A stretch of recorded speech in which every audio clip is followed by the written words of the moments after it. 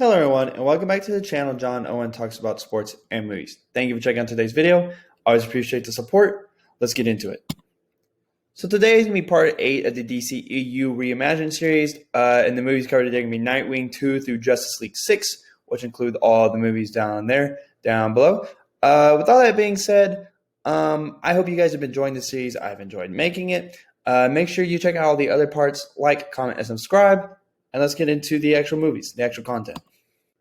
So the first movie on deck today is Nightwing Nightfall, and the bad guys are James Gordon Jr., who is the psychopathic brother of Barbara Gordon and son of Commissioner Gordon, and he's out for revenge due to the death of his father and his sister, and his kind of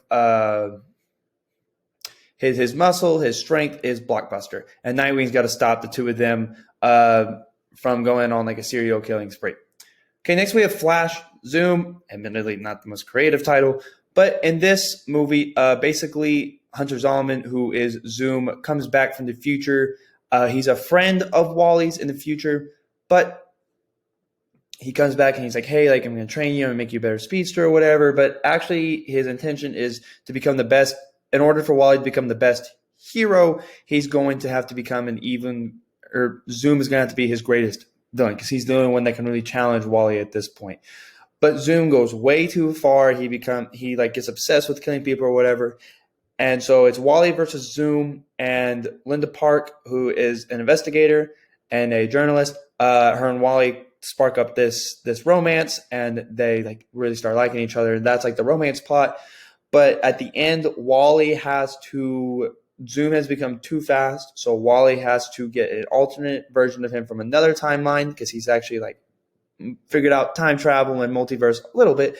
So just like they do in the CW show, it's basically two Wallys versus Zoom, and he's able to defeat him and send them back into the future and in a Speed Force prison. Okay, next we got Wonder Woman Next Generation.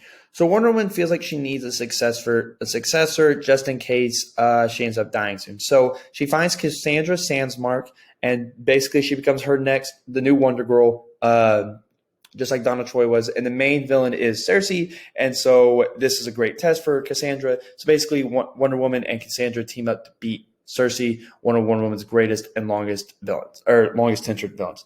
Okay, next we have Green Arrow and Black Canary. Just like how the Ant-Man movie went from Ant-Man to Ant-Man and the Wasp, this is Green Arrow and Black Canary. So we get the introduction of Black Canary, and her and Arbor Queen spark up another romance, and basically the three of them team up to take on Vertigo. And Roy Harper continues to develop his skills as an archer, and Black Canary kind of serves as a mother figure for him due to the loss of his parents.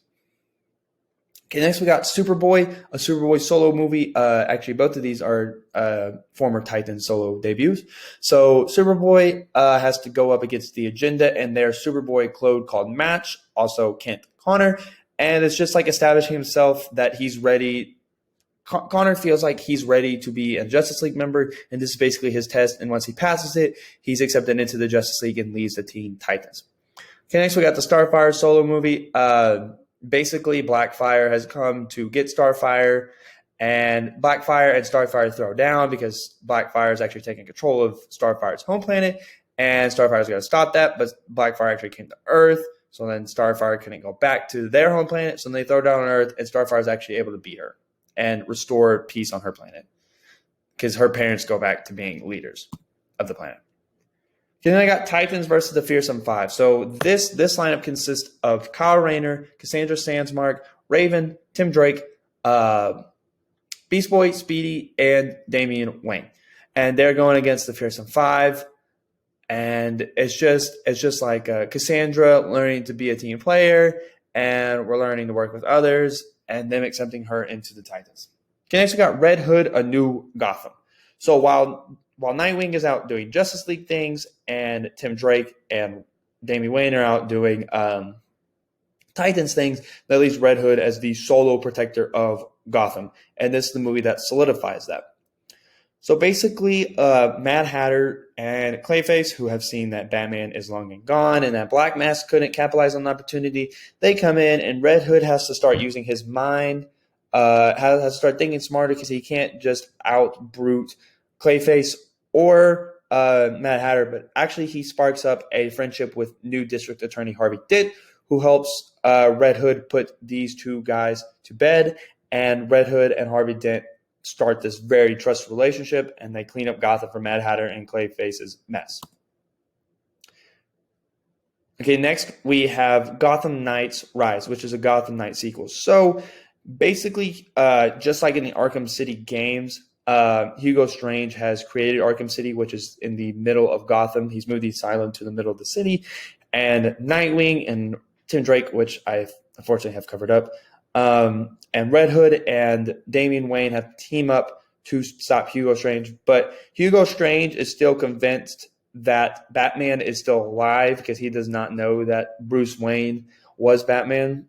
Which I know he does in like Arkham, but like whatever. But like he's trying to find the identity of Batman, and he's obsessed with it, and he won't stop. And he won't stop Arkham City, and he'll go to great lengths to find the identity of Batman because he's so obsessed with it. His muscle is Prometheus, which is basically just like a cop-killing version of Batman. And Hugo knows that Harvey Dent is too strong of like an opposing political force. So Prometheus actually sets up the accident that turns Harvey Dent into Two-Face. So basically it becomes the Bat family against Hugo Strange, Two-Face, and Prometheus. And they're really struggling or whatever. And Dick Grayson's like, you know what? Like if it's Batman he wants, it's Batman he'll get. And he accepts the responsibility that he's going to have to become Batman to not only solve this issue, but going forward, he becomes Batman, and they're able to throw down. And Hugo Strange is like, you're not what I expected. And he's like, well, it is a new night. And then it goes on. And they defeat them. They shut down Arkham City. They get everything all good, and they save Gotham again. And next we got Supergirl Survival. So in this movie, Leslie Larr is the main bad girl, or the main villain. And she's very envious of Supergirl's powers or whatever, so she actually develops powers so that she can go toe-to-toe with Supergirl. But the love interest, there's a lot of love interest. I haven't really talked on that too much, but in the other ones. But Mon-El comes from the planet Daxam from an alternate timeline. He's on the run from his family and all that because he just does not want to accept the responsibilities of being prince of his planet. And him and Kara spark up this romance, and they team up to defeat Leslie Larr.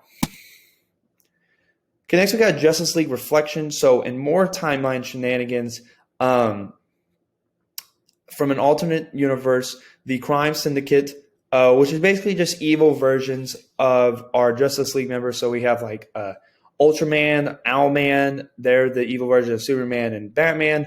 Supergirl, which is like or Superwoman, which is just like an evil Wonder Woman.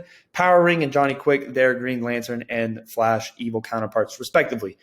So Wonder Woman and Black Adam actually return to the team, return to the fold, and Connor Kent joins the team as well. So the team going up as Crime Syndicate is Batman, Starfire, Green Lantern, Green Arrow, Wally West Flash, Wonder Woman, Supergirl, Superboy, Black Adam, Cyborg, and Dr. Fate.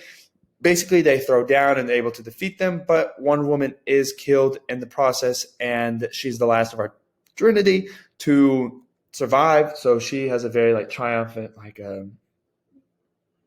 a funeral and all that good stuff. Very big remembrance, and we go from there. So thank you for checking out today's video. I always appreciate the support. Make sure you check out all the other parts to this series. Like, comment, subscribe. Check out the link content. Have a great day.